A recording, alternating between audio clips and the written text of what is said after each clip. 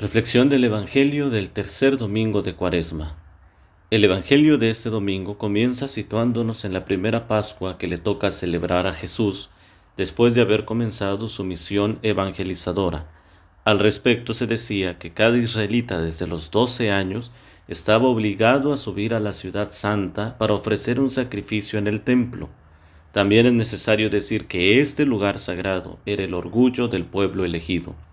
Edificado imponentemente en un perímetro de 1500 metros, había sido reconstruido bajo Herodes el Grande y que será destruido más adelante en el año 70 por Tito. Tenía dos partes, un recinto que se identificaba de ordinario con el mismo templo y el santuario propiamente dicho, lugar de oración, de sacrificios diarios y de celebración de las fiestas litúrgicas. El templo era el corazón de la vida del pueblo. Todos los años los judíos, fieles a la ley, acudían en peregrinación. El evangelista Juan señala además que cuando se acercaba la Pascua de los judíos, esta particularidad es lo primero que llama la atención. ¿Por qué razón? Porque se enfatiza diciendo Pascua de los judíos y no Pascua del Señor, como debería de ser llamada. En los evangelios nada está escrito por casualidad, porque lo que en ellos se relata siempre tiene un especial significado. Comencemos por distinguir la diferencia entre las palabras judío y pueblo. Lo primero hace referencia a las autoridades religiosas de su tiempo, que se habían declarado enemigas de Jesús, y lo segundo alude a la población que escucha la predicación del Señor. Orígenes decía: al examinar la precisión de Juan, he buscado qué valor tiene decir de los judíos. Ciertamente la Pascua no se celebraba en ningún otro pueblo. Por ello hubiera bastado decir, está próxima la Pascua. Quizás se trata de una Pascua humana, propia de los que no la celebran conforme a la intención de la Escritura. El evangelista ha contrapuesto la Pascua divina, la verdadera, la celebrada en espíritu y verdad, a la Pascua de los judíos. El énfasis por parte de Juan al decir Pascua de los judíos se podría entender que es expresado intencionalmente, recordando lo que nos dice el Antiguo Testamento. En él se nos habla de la Pascua como fiesta del Señor, o usa simplemente el término Pascua, pero no la denomina de los judíos. En este caso se podría decir que adquiere un acento polémico y un tanto negativo, porque se está denunciando que la celebración estaba siendo transformada en una fiesta de mercado, anulando en gran parte su carácter sagrado. Cuando llega Jesús al templo se da cuenta que ha sido profanado, provocando que inmediatamente tome cartas en el asunto. Hace un látigo de cordeles y con él comienza a expulsar a quienes estaban vendiendo dentro de él. Al respecto, San Juan Crisóstomo comenta: ¿qué movió a Cristo a obrar así? No se limitó a echarlos, sino que volcó sus mesas y derramó por tierra el dinero para convencerles de que quien corría tales riesgos por defender el honor de aquella casa no podía hacer que despreciara a su dueño. Si al obrar así estuviera fingiendo, se habría contentado con amonestarlos, pero exponerse a tanto peligro es una gran muestra de valor. Es el compromiso de quien está dispuesto a padecer y correr peligros por defender el honor del templo. De este modo demuestra el Salvador que está completamente de acuerdo con el Padre, tanto con las palabras como con las obras. No llamó al templo casa santa, sino casa de mi Padre. Jesús no solo pone orden en el templo, sino que además manifiesta que por el hecho mismo de su presencia quedan suprimidos los ritos sacrificiales. ¿Jesús está contra el comercio? Evidentemente que no, pero en el templo, más que una actividad comercial, lo que allí se realizaba eran actos de corrupción, propiciados por los comerciantes y consentidos por las autoridades del templo, haciendo a un lado el carácter sagrado y festivo de la celebración. Dicen los exégetas que esta actitud de Cristo se comprende en el ámbito histórico-cultural de su tiempo, que colocaba ahora el nuevo templo y la acción purificadora del Mesías. San Agustín, meditando este pasaje, y pensando en el cristianismo de su tiempo, decía: ¿Quiénes son los que venden? Son los mismos que buscan en la iglesia sus propios intereses, no los intereses de Jesucristo. Todo lo venden quienes no quieren ser rescatados. Y hay de aquellos que se adhieren a lo que así pasa, porque pasan junto con ello. Quienes procuran cosas tales, hermanos míos, venden. Y por eso, aquel Simón que quería comprar el Espíritu Santo para después venderlo, creía que los apóstoles eran como los mercaderes.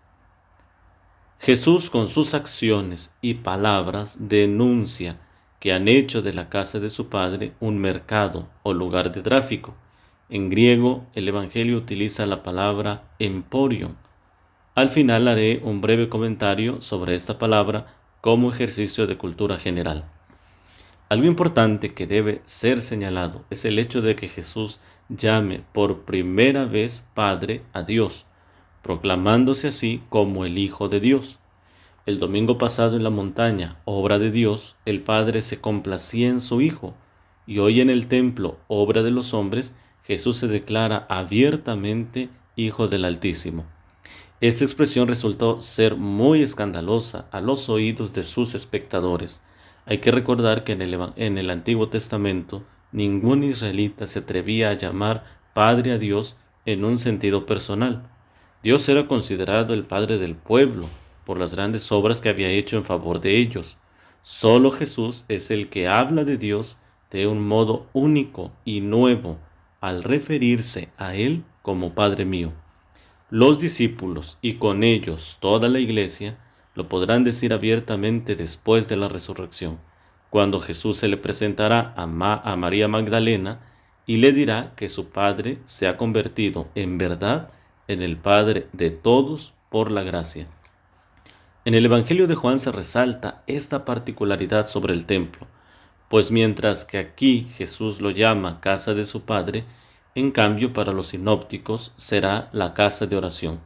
Este matiz nos ayuda a comprender la actitud de Jesús cuando entra en él, pues al ser un lugar tan sagrado no se podían tolerar esas acciones y sería necesario purificarlo. Ante tal reacción, los judíos cuestionan a Jesús y le exigen manifestar un signo que defienda la autoridad que dice tener. Jesús les responde con el signo más grande, el de la resurrección. No obstante, para ellos esto resulta irrelevante y fuera de sus pretensiones, porque lo que querían era algo que les demostrara que Jesús tenía poder terrenal, algo así como al estilo del gran conquistador Alejandro Magno o de cualquier otro personaje antiguo que fuera símbolo de poder y de dominio. Es fácil deducir lo decepcionante que fue tal respuesta porque no les interesaba el anuncio mesiánico de Jesús. Esta purificación se convierte en un preámbulo de la muerte de Cristo, cuando les dice que destruyan este templo y Él lo reconstruirá en 3 días. Con este signo está revelando su condición divina, porque se refiere a un templo que se edifica con su muerte y resurrección. San Hilario de Poitiers decía: Jesús enseña que es Él mismo el Dios que obra su resurrección. Sin embargo, los interlocutores no comprenden el sentido profético con el que está hablando Jesús y ellos siguen pensando en el templo de piedra, al que resaltan que se necesitaron 46 años para ser construido. En la actualidad solo nos queda como testigo de esa grandeza el famoso Muro de los Lamentos, al que muchos judíos peregrinan y que resulta ser una visita obligada al conocer Tierra Santa. Hasta este punto, incluso para los apóstoles, no parece claro el proceder de Jesús. Por eso el evangelista añade que todo se comprenderá mejor a la luz de la resurrección, donde se les abrirá el entendimiento y sabrán perfectamente por qué Cristo nos ha hecho templos de Dios.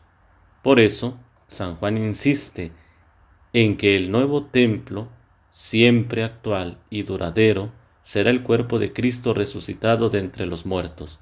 San Ambrosio decía: el Hijo al ser Dios, resucitó su propio cuerpo. El Padre no se despojó de la carne. Veis, por lo tanto, cómo los arrianos, al separar al Hijo del Padre, corren el riesgo al afirmar que el Padre ha soportado la pasión. Para nosotros es muy fácil afirmar que es obra del Hijo, pues Él mismo resucitó su cuerpo. Por tanto, Él mismo indica que es Dios.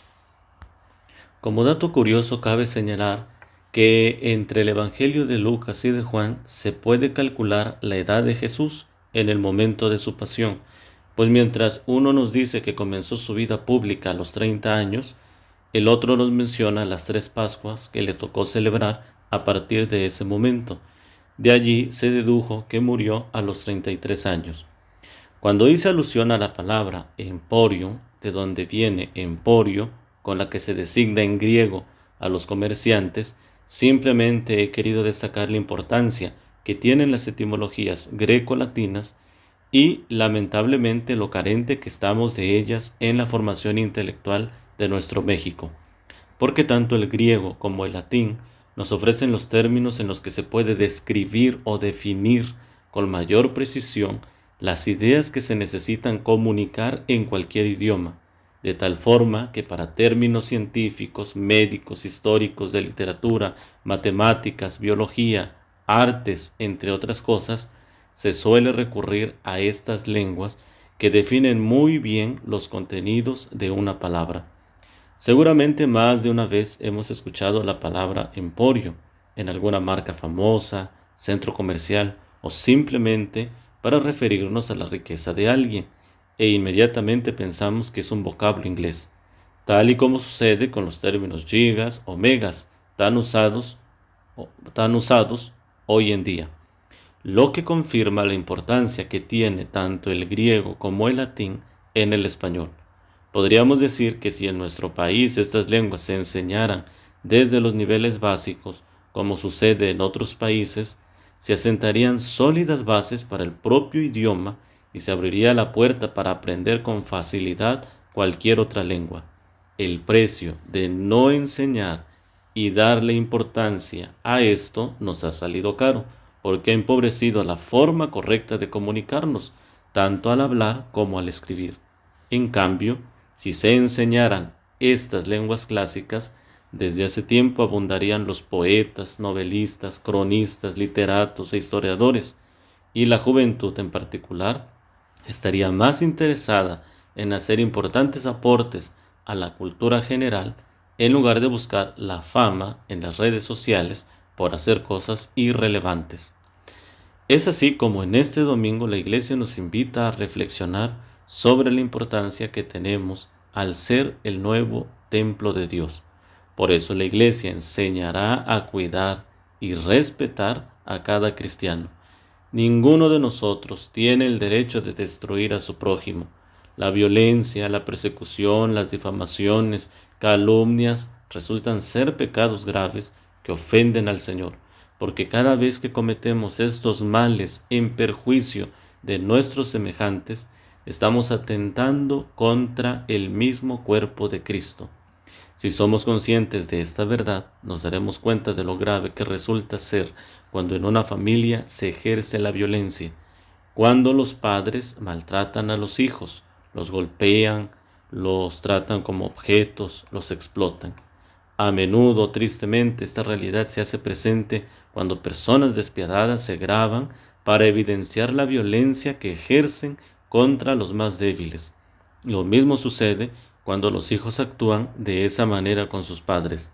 Hace unos días circulaba un video donde un hijo que ya se veía mayor trataba salvajemente a su madre, generando todo tipo de reacción de repudio por un comportamiento tan inhumano. La palabra de Dios nos sitúa siempre en la realidad que estamos viviendo, nos cuestiona cuando algo estamos haciendo mal y nos estimula a no abandonar el camino de la práctica evangélica. El bautismo y la confirmación nos han hecho templos de Dios. Por ese motivo se vuelve imperante ese deber de defender el templo que se nos ha confiado.